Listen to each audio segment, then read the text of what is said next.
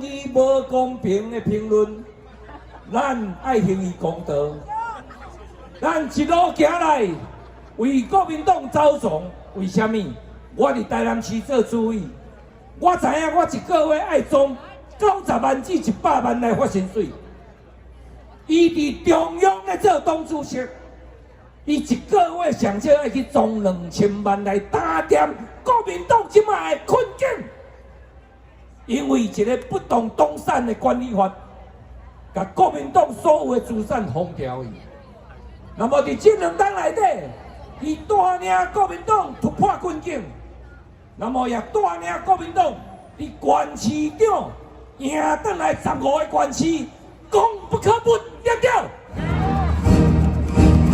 咱现在伫现场，伊要来甲蒋万安加持，热情的掌声来欢迎吴敦义。欢迎吴主席。蔡英文下架，让韩国瑜上来，好不好？好不好？好不好？我来喊韩国瑜，我有麦克风，但是你们人多，我们比一下，好不好？好。韩国瑜，韩国瑜，国瑜，国瑜，国瑜，平手，都平手。第2张票要选区域的立委，这一张决定了79个立法委员的胜负，其中区域有73，山地原住民有30，平地原住民也有30。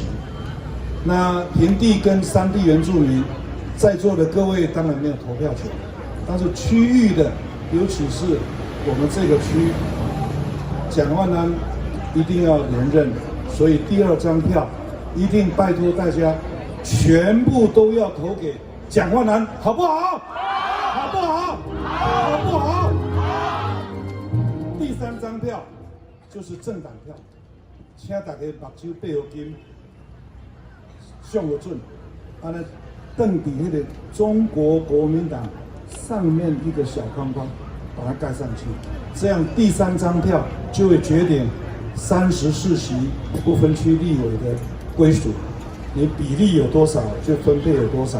总而言之，总统一定要让韩国瑜当选，只有当选，才有行政院内阁的改组，一切用有才德、有能力的人来主持政府。然后立法院，我们一定要达到60席的过半，好不好？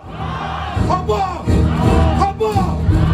这样国家好的政策、好的法律、好的预算，才能够送请立法院的时候，立法院公正的代表人民来检验、来审查、来决定通过或者不通过。那反正该通过的，我们过半的立法委员就一定会通过，不会像蔡英文女士一样，他们过去做反对党的时候，对的政策他也反对，